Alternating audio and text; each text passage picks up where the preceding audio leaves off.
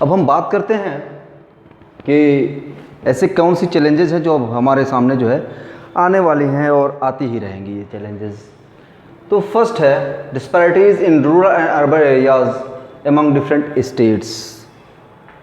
पहले वीडियोस में जब मैंने बात की थी जहाँ पे पॉवर्टी लाइन को ड्रॉ करने की बात थी, तो उसमें मैंने बताया था आप लोगों को कि एक कमेटी थी जिसने जो है वेरियस स्टेट्स में जो है वेरियस पॉवर्टी लाइन डिज़ाइन किया था। बताया था कि मतलब इन स्टेट्स में जो है अलग अलग जो है वो पॉवर्टी लाइन्स होनी चाहिए।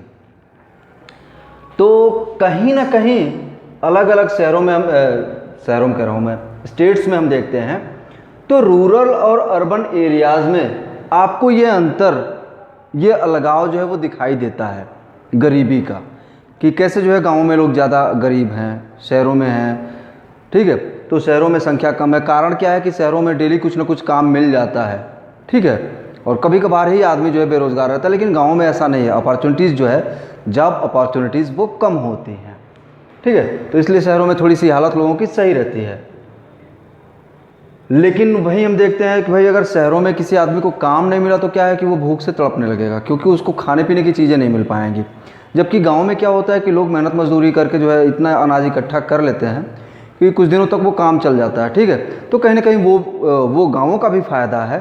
ठीक है, किसी के वहाँ से कुछ ऐसी चीज़ें कुछ उगा लेना घर के अगल बगल या कुछ ऐसी जगहों पे ही। ठीक है, तो गाँवों में ये चीज़ें होती, तो कहीं ना कहीं ये अंतर आपको दिखाई दे जाता है। और ये जो है अलग अलग स्टेट्स में जो है आपको अलग अलग तरीके की चीज़ें दिखाई देंगी। जैसे आप बिहार चले जाओ, वहाँ पे बहुत ज़्यादा डेवलपमेंट नहीं है इंफ्रास्ट्रक्चर का, चाहे रोड्स की बात करें या फिर आप पावर की बात करें, बिजली की।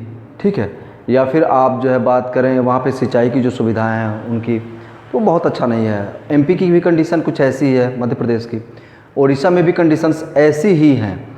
तो जहाँ कहीं भी इंफ्रास्ट्रक्चर के लेवल पे अच्छा काम नहीं हुआ, वहाँ पे जो है आपको क्वालिटी ज़्यादा देखने को मिलेगी, क्योंकि वहाँ पर लोग इच्छा होते हुए भी, चाहते हुए भी जो है कुछ कर नहीं सकते कि वो पॉवर्टी को अपने एरेडिकेट कर पाएँ, एलिमिनेट कर पाएँ।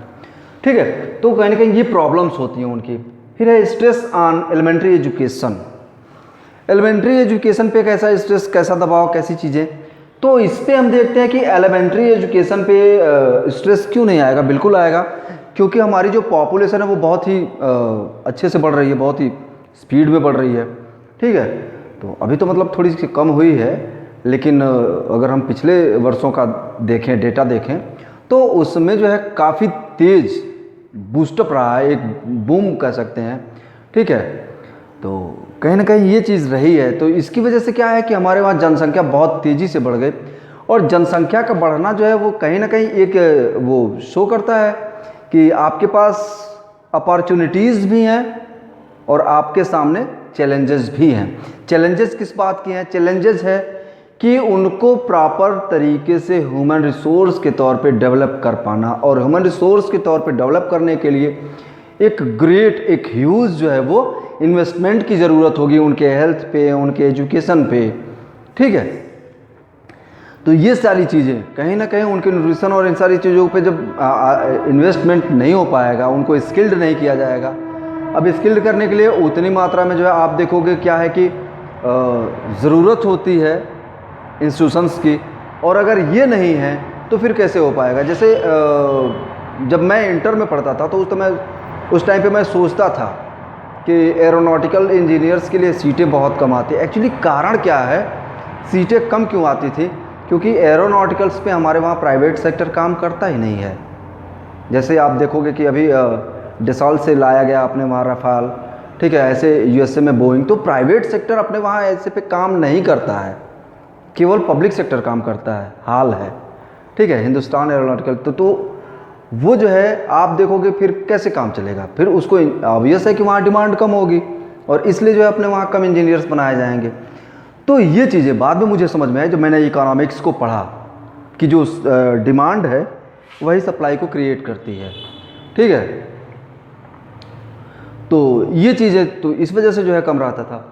अब इंस्टीट्यूशनल देखें हम तो लैक ऑफ इंस्टीट्यूशंस भी था, तो कहीं ना कहीं ये सारी चीज़ें इसकी वजह से क्या होगा कि जैसे लोग बढ़ेंगे तो एलिमेंट्री एजुकेशन कहते हैं प्राथमिक शिक्षा को। ठीक है, शुरुआती शिक्षा को। तो शुरुआती शिक्षा में क्या है कि भाई नो डाउट कि आदमी पहले ही इंजीनियर बनने नहीं जाएगा, वो पहले जो है छोटी कक्षाओं से ही अपनी पढ़ाई शुरू करेगा और ऐसे में वहाँ पर स्ट्रेस आएगा। भाई बहुत भारी संख्या में बच्चे जाएंगे, ठीक है। अगर मोर्टालिटी रेट देख लें तो मतलब कुछ बच्चे जो है वो अपने लो एजुकेशन के दौरान मर सकते हैं, कुछ मतलब दिक्कतों की वजह से, कुछ जो है अपना पढ़ाई छोड़ सकते हैं। तो इस तरीके की चीज़ें होंगी। तो ऐसा करते करते जो है हायर एजुकेशन तक कम लोग पहुंच पाएंगे, लेकिन स्ट्रेस जो है सबसे ज़्यादा वो पड़ेगा बेस के लेवल पे, एलिमेंट्री लेवल पे, ठीक है। तो स्ट्रेस ऑन एलिमेंट्री एजुकेशन, क्योंकि लोगों को अच्छा बनाना है, बेटर ह्यूमन रिसोर्स। फिर है एम्पावरमेंट ऑफ वल्नरेबल सेक्शंस। अब जैसे मैंने वल्नरेबल सेक्शन में आपको बताया था कि SC STs and weaker section, weaker section में आपके OBCs आएंगे, वीमेंस आएंगी, चाइल्ड आएंगे, और साथ ही अब जो है गवर्नमेंट ने जोड़ दिया है इकोनॉमिक वीकर सेक्शंस को भी, तो वो भी आएंगे, ठीक है। तो ये सब लोग, अब इनके लिए इनको जो है एम्पावरमेंट, इनको कैसे एम्पावर्ड किया जाए, तो इसके लिए गवर्नमेंट स्कीम्स बनाती है।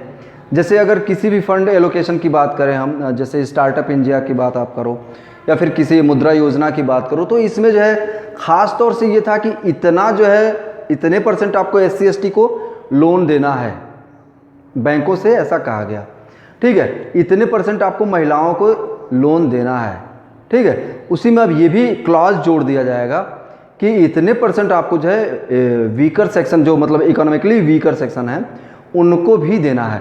तो नो डाउट कि ये जब फंड एलोकेट होगा तो कहीं ना कहीं इन लोगों के जो भी लोग वहाँ से पैसे लेंगे वो अपना इन्वेस्ट करेंगे और उससे जो प्रोडक्शन करेंगे कहीं ना कहीं उससे वो एम्पावर्ड होंगे। तो ये सारी चीज़ें, ये जो है प्रोसेस और ये सारे काम जो है वो गवर्नमेंट करती है इसके लिए। फिर इसके बाद से है शुड बी री इन्वेंशन द डेफिनीशन।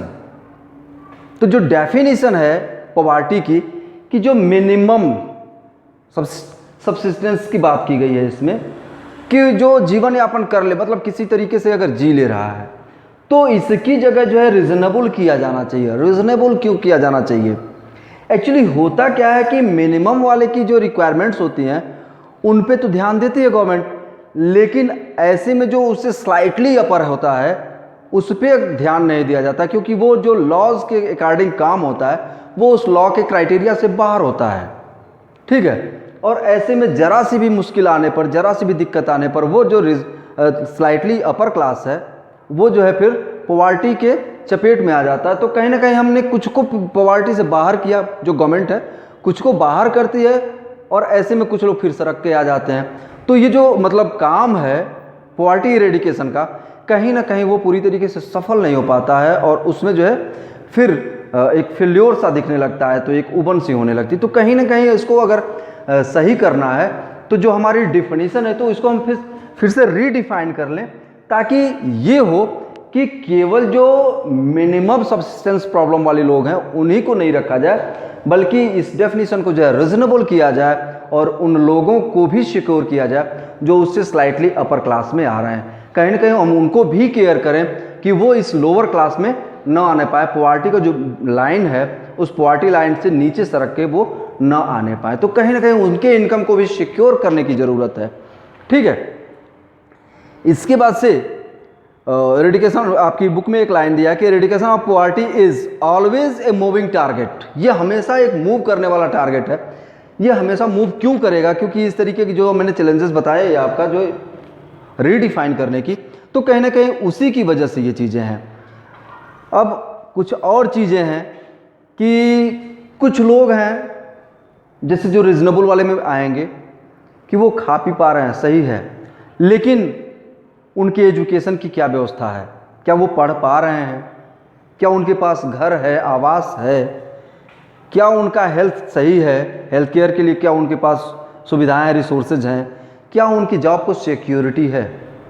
ठीक है।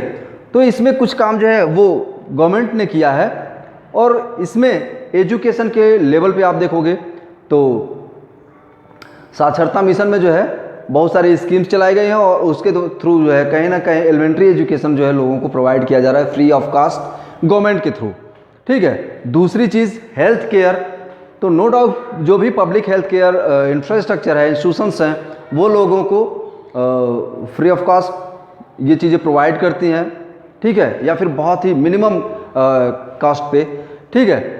लेकिन साथ ही जो आयुष्मान भारत गवर्नमेंट ने चलाया, तो वो जो है कहीं ना कहीं इन लोगों के लिए भी, क्योंकि रिजनेबल है और ये 1000-1200 रुपये तक का जो पॉलिसी है उस स्कीम को ले सकते हैं और इससे जो है अपने परिवार को सिक्योर कर सकते हैं, ठीक है। तो कहीं ना कहीं जो है हेल्थ सिक्योरिटी मिल जाएगी। फिर जॉब सिक्योरिटी की बात है, तो इस पे गवर्नमेंट कहीं ना कहीं अभी फेल है और इस पे अच्छा काम नहीं कर पा रही है, तो इस पे काम करने की ज़रूरत है। क्योंकि प्रेजेंट सिनारियो की हम अगर बात करें तो इसमें भी बहुत सारे लोगों को जो है अपनी नौकरियों से हाथ धोना पड़ा है, ठीक है। तो कहीं ना कहीं इस पे गवर्नमेंट को काम करना होगा और लोगों का जो सेल्फ कॉन्फिडेंस है इसको बूस्टअप करना होगा। और ये बूस्टअप तभी हो पाएगा जब ईमानदारी से गवर्नमेंट का हर सेक्टर, पूरा एडमिनिस्ट्रेशन काम करे और लोग भी, ऐसा नहीं कि केवल गवर्नमेंट ही ईमानदार हो, क्योंकि गवर्नमेंट लोगों का ही जो है वो प्रतिरूप होती है। हम ही के बीच से लोग जाते हैं, हम ही लोगों से, और हम लोग जो है चुनते हैं। तो अगर हम बेईमानों के जैसे चुनेंगे तो ऑब्वियस है कि वो बेईमान ही होंगे, ठीक है। तो कहीं ना कहीं हमारे अंदर जो बेईमानी है उसको ख़त्म करनी पड़ेगी और उसके बाद से फिर ऐसे लोग ज़रूर आएंगे जो ईमानदार होंगे और उनके अंदर कॉन्फिडेंस होगा देश को आगे ले जाने की, और उन्हीं की का जो कॉन्फिडेंस है वो हमारे अंदर, मतलब हमारा कॉन्फिडेंस उनमें झलकेगा और हमारा देश आगे जा पाएगा। तो कहीं ना कहीं जो ये चीज़ें हैं, जो वैल्यूज़ हैं हमारे, जो हमारे फोर फादर्स से हमको मिलती रही हैं कि सच बोलना चाहिए, ईमानदार रहना चाहिए, किसी के साथ कुछ ऐसा नहीं, तो वो वैल्यूज़ ऐसा नहीं कि वो खामखा की दकियानूसी है, वो वैल्यूज़ होनी चाहिए।